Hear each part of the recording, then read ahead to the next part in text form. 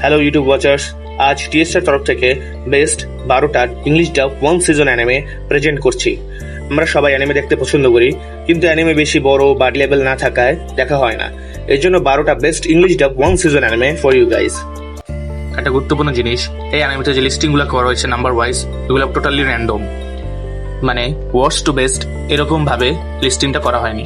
Number 1, Charlotte, যার 13টা episode, একটা অস্থির supernatural anime. Number 2, haven't you heard I am Sakamoto, যার 13টা এপিসোড, এর কাহিনী সাকামোটো এর একজন হাই স্কুল ছাত্র, যার কাণ্ডকৃতিতে সবাই মুগ্ধ।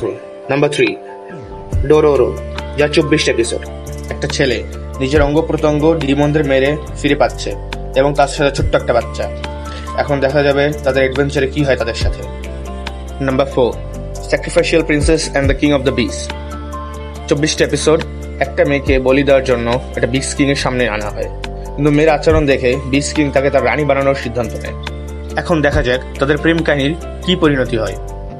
নাম্বার 5, তাইশো ওটোনে ফেরিটেল, 12 এপিসোডস, বড়লোক ঘরের একজন ছেলে যার ডান হাত অ্যাক্সিডেন্টের কারণে অকেজো হয়ে যায় এবং তার মা মারা যায়।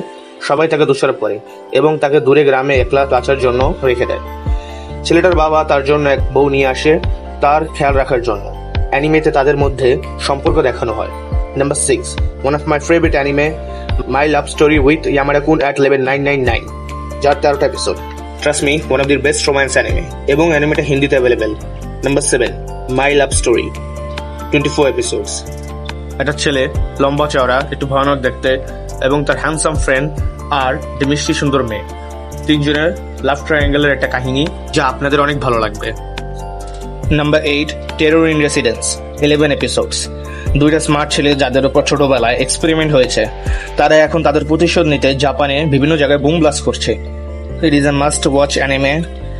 Number 9, one of the best anime, erased, 12 episodes, একটা ছেলে টাইম ট্রাভেল করতে পারে, হঠাৎ নিজের ছোটবেলায় চলে যায় তার বান্ধবীকে বাঁচাতে।